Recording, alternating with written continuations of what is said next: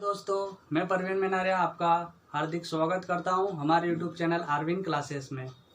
आज मैं आपके लिए लेके आया हूं फिजिक्स का जो चैप्टर था मोशन। पिछले वीडियो में अपन ने मोशन को स्टार्ट करा था। मोशन यानी कि गति क्या होती है, गति के क्या प्रकार हैं, अदिश और सदिश राशियाँ क्या होती है। आज अपन उसी चैप्टर को कंटिन्यू करते हैं और अपन पढ़ना स्टार्ट करते हैं दूरी और विस्थापन को।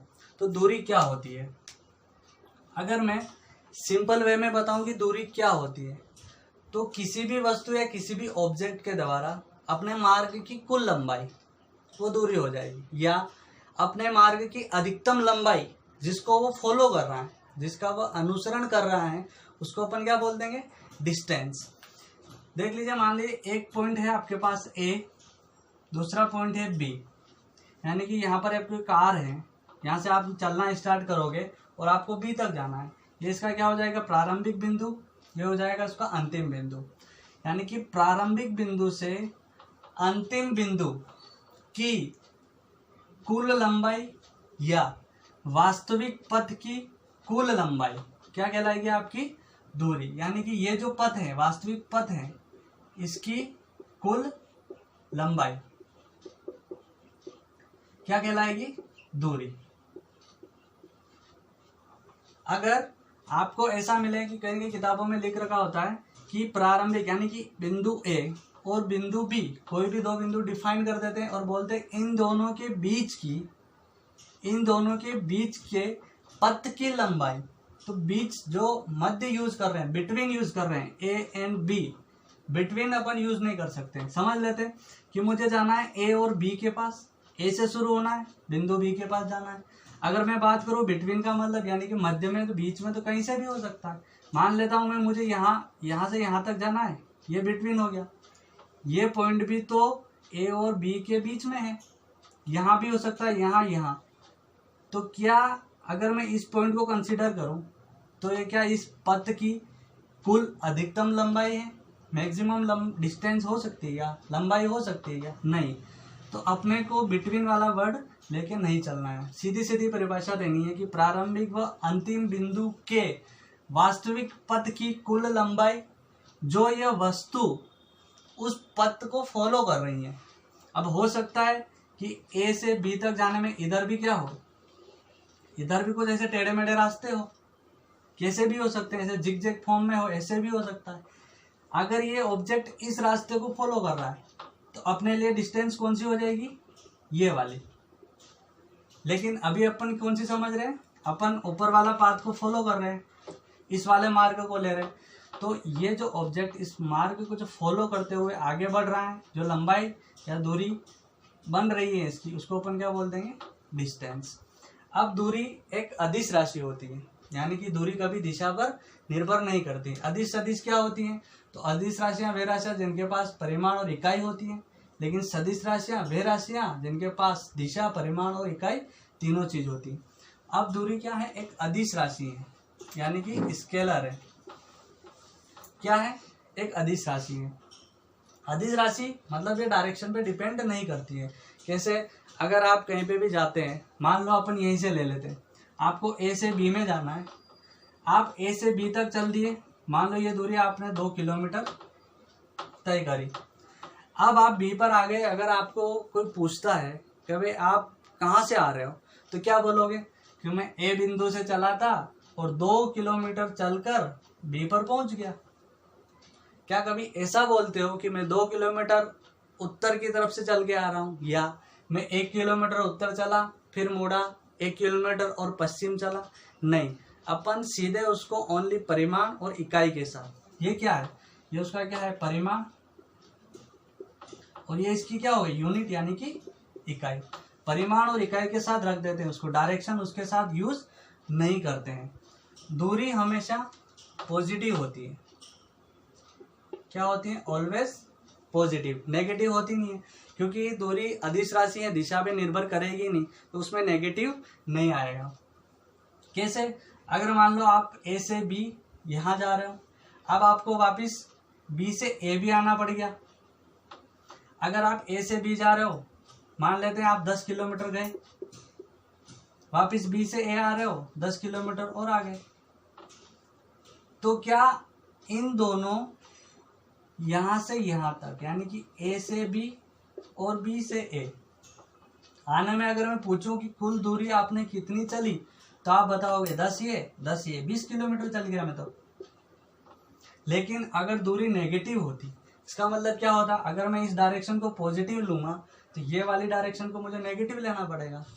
तो क्या होगा, 10 इधर गया 10 इधर गया, फिर तो ये 0 आ जानी चाहिए थी। क्या कभी ऐसा होता है?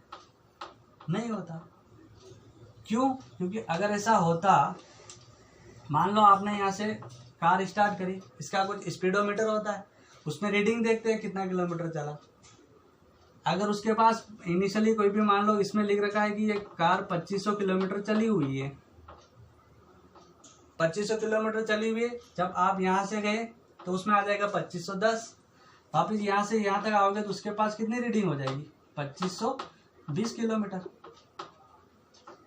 ये बस सोचना है, अपने को फील लेना है, अपने को इस चीज पे रिसर्च नहीं करनी है, बस फील लेना है कि हाँ वास्तव में ऐसा हो रहा है।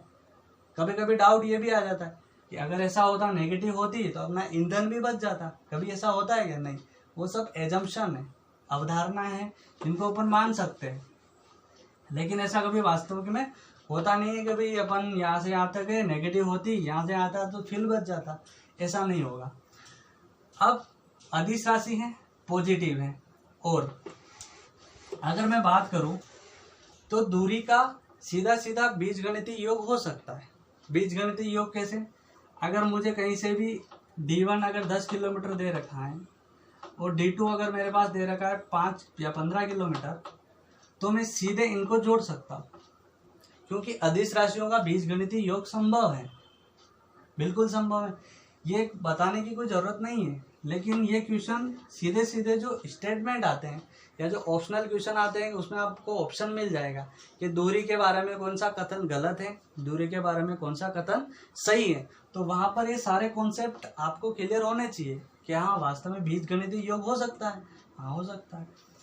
अब अपन पढ़ते हैं विस्थापन, फिर अपन इन दोनों को कंबाइंड कर लेंगे, इनके क्वेश्चन कैसे आते हैं, क्या होता है विस्थापन। विस्थापन क्या होता है? विस्थापन एक न्यूनतम लंबाई होती है, यानी कि वही बात करें कि ये एक ए है, ये बी है, इसका क्या है इनिशियल पॉइंट है, और ये क्या है इसका फाइनल पॉइंट है। अब मुझे ए से बी के बीच में एक पथ को तय करना है, बीच में नहीं बोलूँगा, बीच में नहीं, मुझे ए से बी के लिए एक वे लेना है।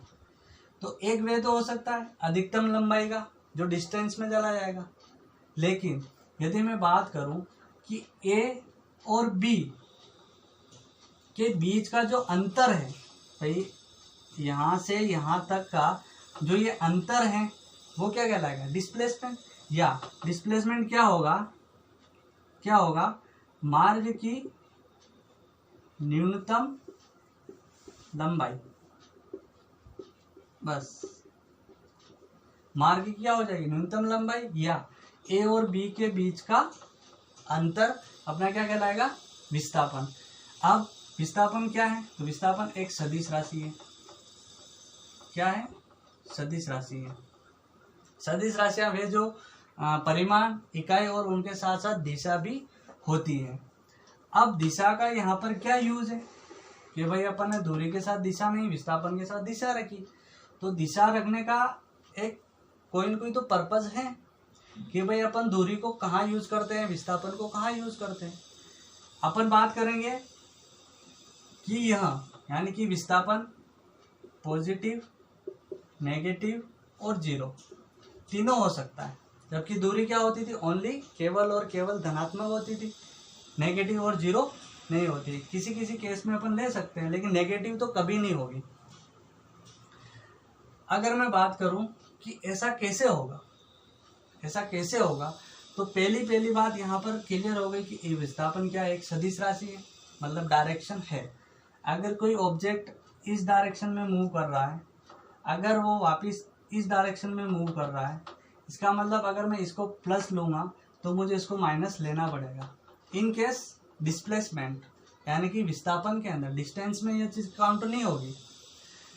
अब अगर अपन दूरी और विस्थापन को अगर कंबाइंड देखना चाहें तो भाई कंबाइंड कैसे देखें, तो पहले तो अपन इन दोनों के बारे में दो दो फैक्ट लिख लेते हैं कि जो डिस्टेंस है, जो क्या है, दूरी है और विस्थापन। दूरी मैक्सिमम होगी, विस्थापन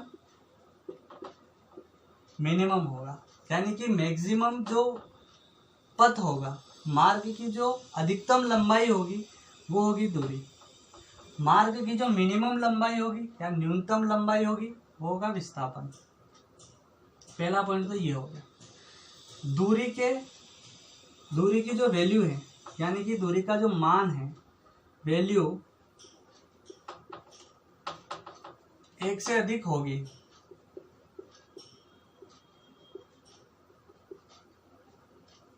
और इसका जो मान है, इसका मान केवल 1 ही होगा। अब यह कैसे? तो अभी अपन ने देखा था कि दूरी मार्ग का अनुसरण करते हैं या जिस पथ को अपन फॉलो करते हैं उसको अपन डिस्टेंस बोलते हैं। अब चाहे उसके यानी कि ए से बी तक जाने में, ये पॉइंट है ए, ये पॉइंट है बी, ए से बी तक जाने में चाहे ये रास्ता हो चाहे ये रास्ता हो, ये दोनों बताएंगे दूरी को। लेकिन इन दोनों के बीच में जो मिनिमम होगा, क्या होगा? मिनिमम वो बताएगा अपना विस्थापन और ये बताएगा दूरी। तो ए से बी तक जाने में मेरे पास मिनिमम केवल एक ही रास्ता है, लेकिन ए से बी तक जाने में मेरे पास मैक्सिमम 2 रास्ते हैं। मैक्सिमम मतलब अधिकतम मार्ग वाले, अधिकतम मार्ग की लंबाई वाले। अगर मैं इसको फर्स्ट दूं, इसको सेकंड दूं और इसको थर्ड दूं, तो ये जो वे है, मान लो ये जो जा रहा है वो 10 किलोमीटर का है, ये 5 किलोमीटर का है और ये 20 किलोमीटर का है। भाई ऐसे देख लो ना, ऐसे जा रहे हैं, फिर ऊपर चढ़ रहे हैं, फिर नीचे, फिर ऊपर, एक सीधा जा रहा है, तो ये तो वास्तविक पथ ज़्यादा ही होगा, ये तो कम ही होगा। अब 1 से अधिक वैल्यू है, हाँ बिल्कुल है। अगर मैं इस पथ को फॉलो करूं, इधर जाऊं, तो मुझे 10 किलोमीटर चलना पड़ेगा। अगर मैं यहाँ से होके जाऊं, यहाँ पर मुझे चलना ए से है, बी तक जाऊं इस पथ को फॉलो करते हुए, तो मुझे 20 किलोमीटर चलना है। लेकिन अगर मुझे ए से बी तक मिनिमम चलना है, तो मेरे पास केवल और केवल एक मान संभव है। वो कौन सा? सेकंड वाला। जो मार्ग है सेकंड वाला, ए से बी तक कितना, 5 किलोमीटर में मैं पहुंच जाऊंगा।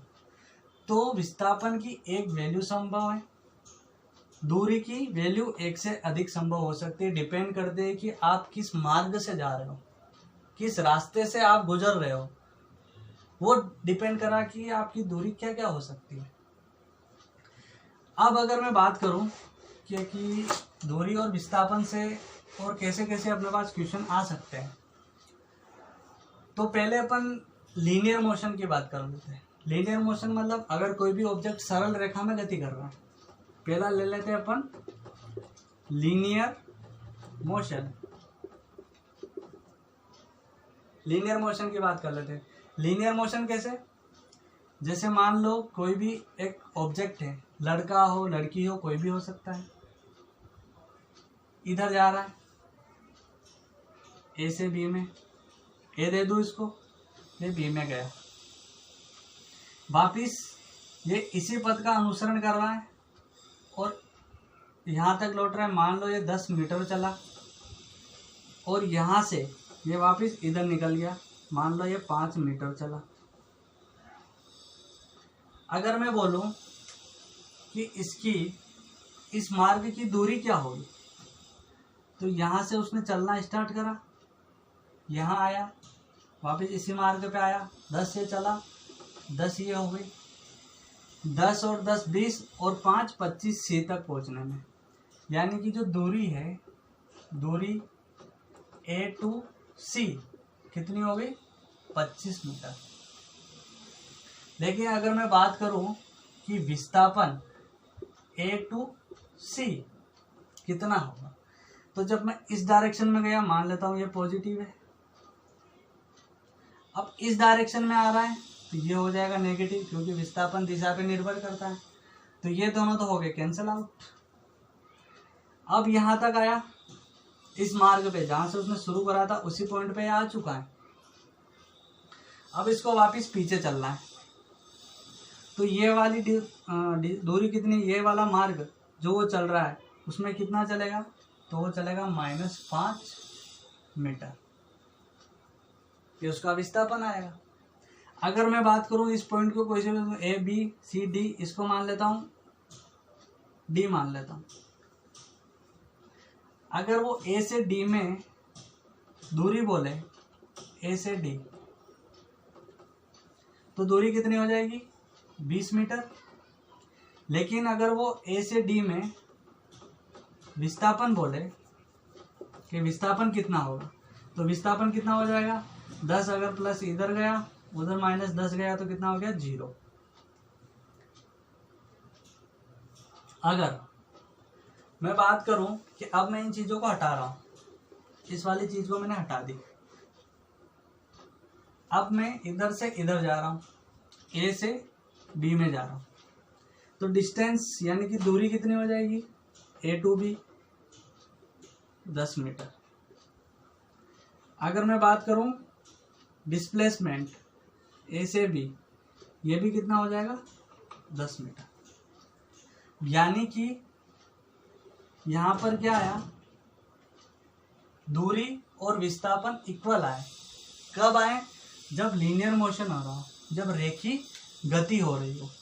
अब यहां पर अपन ने देखा कि यहां पर 25 था, यहां पर -5 था, तो दूरी और विस्थापन, इसमें अगर मैं दूरी और विस्थापन काउंट करूं तो इसमें क्या आया, विस्थापन कम आया और दूरी क्या आई, ज़्यादा आई। इसमें अगर मैं काउंट करूं तो इसमें भी दूरी ज़्यादा आई और विस्थापन कम आया। एक केस में दूरी विस्थापन बराबर आ गई और बाकी सभी केस में क्या आया, दूरी ज़्यादा आई। तो यहाँ से एक रिजल्ट निकलता है। क्या रिजल्ट आता है कि अगर कोई पूछ ले क्या दूरी और विस्थापन इक्वल हो सकती है, तो हाँ हो सकती है। यानी मैं बात करूं ये दूरी और विस्थापन की, तो दूरी तो हमेशा विस्थापन से ज़्यादा होगी, लेकिन ये क्या होगी, एक केस में इक्वल होगी। वो कौन सा होगा, लीनियर मोशन, यानी कि रेखी गति, सीधी रेखा में जो गति होती है। दूरी हमेशा विस्थापन के बड़ी और सर्कुलर मोशन में यानी कि वृत्तीय गति में, यानी कि दूरी और विस्थापन, दूरी एंड विस्थापन। मान लो कोई ऑब्जेक्ट है ऐसे सर्कुलर मोशन में गति कर रहा है, तो इसमें वो कितनी दूरी और कितना विस्थापन तय करेगा। तो मान लीजिए यहाँ पर कोई ऑब्जेक्ट है, ए बिंदु पर उसने ऐसे चलना स्टार्ट करा और ये जो एक सर्कुलर पथ पर गति कर रहा है, इसकी रेडियस मान लो क्या है, आर है। तो जब अगर मैं बात करूं कि दूरी A to A, यानी कि A बिंदु से चला और A बिंदु पर वापस आया, तो उसने कितनी दूरी तय करी, 2πr, यानी इसकी वृत्त की परिधि पे वो चलेगा। अगर मैं बात करूं विस्थापन कितना हुआ A to A में, तो वो यहाँ से चलना शुरू करा था और वो चलकर वापस इसी बिंदु पर आ गया, तो यहाँ पर विस्थापन कितना हो जाएगा 0। तो उसने दूरी तय करी थी 2πr की, जो इसकी सरकमफेरेंस है, यहीं पे इसकी सरकमफेरेंस पे चला है, इसकी परिधि जितनी है उतनी दूरी उसने तय कर ली। लेकिन विस्थापन की बात आती है तो यहाँ से शुरू हुआ और यहीं पे वापस आ गया, तो इसका विस्थापन कितना हो गया 0।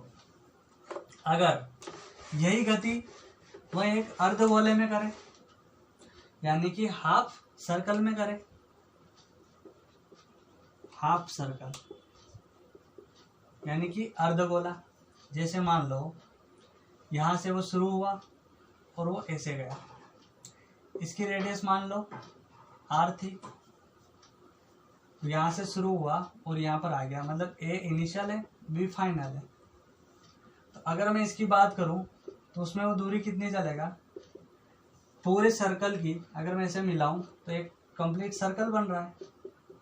तो इस पूरे सर्कल की दूरी कितनी थी, 2πr, तो ये हो जाएगी 2πr/2, क्योंकि आधा सर्कल है तो ये बन जाएगी πr। अगर मैं बात करूं डिस्प्लेसमेंट की, तो विस्थापन क्या होता है, न्यूनतम लंबाई या मार्ग की न्यूनतम लंबाई होती है दो बिंदुओं के, इन दो बिंदुओं की न्यूनतम लंबाई हो जाएगी। तो अगर मुझे न्यूनतम जाना है तो मैं कहाँ से कहाँ तक जाऊँगा, यहाँ से शुरू होकर सीधे इस मार्ग पे आऊँगा। तो अगर ये r है तो ये भी क्या हो जाएगी r, तो यहाँ पर विस्थापन कितना हो जाएगा 2r। अब जरूरी नहीं है कि इस सर्कल के मैं यहाँ से शुरू हुआ और एक पूरा चक्कर लगाऊं, मैं हो सकता है यहाँ से आके यहीं पे रुक जाऊं, यहाँ पे रुक जाऊं, किसी भी एंगल पे आके मैं रुक सकता हूँ। तो वो भी सॉल्यूशन अपन ले सकते हैं। जैसे ये कोई सर्कुलर पाथ है, इसका सेंटर ये है, इसकी रेडियस मान लो यहाँ से यहाँ तक कितनी r है, ये यहाँ से चलना शुरू हुआ और यहाँ पे आके रुक गया, तो इसको भी मैं मिला सकता हूँ, ये भी r हो जाएगी। और ये थीटा मान लो 120 डिग्री है, तो दूरी कितनी होगी। तो अगर अपने को दूरी निकालनी है तो अपने को पता है कि अगर मैं यहाँ से शुरू हुआ यहाँ तक आया, अगर मैं यहाँ से शुरू होकर यहाँ पे ना रुक कर वापस यहाँ पे आऊँ तो कितने डिग्री का एंगल बनाऊंगा मैं, 360 डिग्री का। भाई इस पूरे सर्कल का एंगल कितना होता है 360 डिग्री, और 360 डिग्री किसके बराबर होता है 2πr के। इस पूरी परिधि में कितना एंगल है 360, ये किसके बराबर है 2πr के। तो 1 डिग्री में कितना हो जाएगा 2πr/360। अब निकालना है कितने की है 120 डिग्री की, तो 120 डिग्री में कितनी हो जाएगी 2πr/360 इंटू 120। जैसे ये गया 12×36, यानी कि कितनी आ जाएगी 2πr/3, यानी कि कितनी दूरी चलेगा तो 2πr/3, यानी कि a से b तक, a से b तक, यहाँ से यहाँ तक उसकी दूरी कितनी होगी 2πr/3। अगर बात करें विस्थापन की, तो विस्थापन के लिए आपको इसका एक फॉर्मूला याद रखना है 2r sin θ/2, जहाँ थीटा क्या है 120 है। अब ये अपन निकाल भी सकते हैं कि ये यहाँ पर है, यहाँ से यहाँ तक मुझे निकालना क्या है विस्थापन। इसका विस्थापन कौन सा होगा, ये वाला, भाई इस बिंदु से इधर आना है, ये रेडियस और ये रेडियस। हाँ, अगर ये भी r है ये भी r है, लेकिन अगर मैं मान लूँ कि r1 है ये r2 है, विस्थापन क्या है एक सदिश राशि है, वेक्टर को फॉलो करेगी। अगर मैं मानूं कि ये इधर है और ये इधर है, तो दो की डायरेक्शन एक, तीसरे की अपोजिट, तो अपन रिजल्टेंट निकाल सकते हैं। और रिजल्टेंट का फॉर्मूला अपने को पता है, उससे ये 2r sin θ/2 आता है। यहाँ पर अपने को डायरेक्ट रखना है थीटा बराबर 120 डिग्री, तो कितना आ जाएगा 120, यानी कि 2r sin 60 डिग्री। और sin 60 डिग्री कितना होता है √3/2, मैं इसको यहाँ पर लिख रहा हूँ। sin 60 कितना होता है, sin 60 √3r/2, तो 2r इंटू √3r/2, ये 2 से 2 गया, तो इसके लिए डिस्प्लेसमेंट कितना हो जाएगा √3r। ये होगा इसमें विस्थापन। काफी अच्छा क्वेश्चन है, कई एग्जाम में पूछा हुआ क्वेश्चन है। सीधा का सीधा ये आपको याद रखना है फॉर्मूला, इसमें वैल्यू पुट करनी है और ये तरीका आपको याद रखना है। किसी भी चीज़ में किसी भी एंगल पे अगर वो 90 डिग्री थे तो यहाँ पे 90 रख दो, sin 90/2 यानी कि sin 45 डिग्री, sin 45 की वैल्यू 1/√2, ये आ गया। किसी भी एंगल पे दे दे, वो यहाँ दे दे यहाँ दे दे, इस सर्कल में किसी भी एंगल पे घुमा दे तो उसका विस्थापन 2r sin θ/2 होता है, ये याद रखना है। फिर आपको टेबल साइन वगैरह कोस की वैल्यू याद होगी, आप उसमें कन्वर्ट कर सकते हो। अब अगर अपन एक इंटरेस्टिंग सवाल करें, कैसा सवाल कि एक कोई गन है, ये वाला, ये गन है, इन सब की क्या है, भुजाएं समान है, ये ए है, ये ए है, ये ए है। यहाँ पर मान लो कोई भी कीड़ा है, कोई भी क्या है, कीड़ा है, और कीड़ा यहाँ से चलना शुरू कर रहा है। अब मुझे इसमें विस्थापन निकालना है, दूरी तो सीधे दिख रही है। अब मुझे यहाँ से उसने चलना शुरू करा और यहाँ पर पहुँचना है, ए से शुरू करके बी पर पहुँचना है। तो कैसे पहुँचेगा, अपने को निकालना है, इसमें मेन विस्थापन निकालना है कि विस्थापन क्या होगा। दूरी तो सीधी दिख रही है, ए से बी 3 हो गया, दूरी नहीं पूछेगा, वो हमेशा विस्थापन निकलवाता है। तो मुझे ए से बी तक पहुँचना, मैं कैसे पहुँचूंगा, ये कीड़ा, सॉरी मैं नहीं पहुँचूंगा, कीड़ा पहुँचेगा। तो कीड़ा पहले यहाँ से यहाँ तक गया, ये डिस्टेंस अपने को पता पड़ जाएगी, ये भी मिनिमम है क्योंकि यहाँ से यहाँ तक जाऊँगा और यहाँ से जाऊँगा, दोनों मिनिमम आ गए। ये आ जाएगी अपने पास √2 है, ये अपने पास क्या है, कर्ण है। अब मेरे पास ये आ गई, मुझे सीधा यहाँ से यहाँ तक पहुँचना है, ये निकालना है मेरे को। ये ए है, ये √2 है, तो ये कितना हो जाएगा, √3 है। आया कैसे, अगर मैं इस ट्राइंगल को बाहर निकालूं, ऐसे बनाऊं, तो ये यूं बन गया, ये √2a, ये a, तो ये हो गया आधार, ये हो गया लंब, आधार का स्क्वायर प्लस लंब का स्क्वायर रूट में, वो क्या हो जाएगा, कर्ण आ जाएगा अपने पास। तो अपने को पूछा क्या था, ए से बी का विस्थापन, तो न्यूनतम लंबाई कितनी हो जाएगी, √3a। बस ये सारे, ये सीधे के सीधे स्टैंडर्ड क्वेश्चन है, और अपने को पता ही है कि घन का विकर्ण कितना होता है, √3 होता है। ये क्या होता है, घन का विकर्ण हो गया। तो ये क्वेश्चन भी यहाँ से बनते हैं। तो ये कुछ दूरी और विस्थापन का अपना टॉपिक था। अब जो अपना अगला टॉपिक रहेगा वो रहेगा चाल और वेग, यानी कि स्पीड और वेलोसिटी का। आज के लिए बस इतना ही, कल वापस मिलते हैं चाल और वेग के साथ।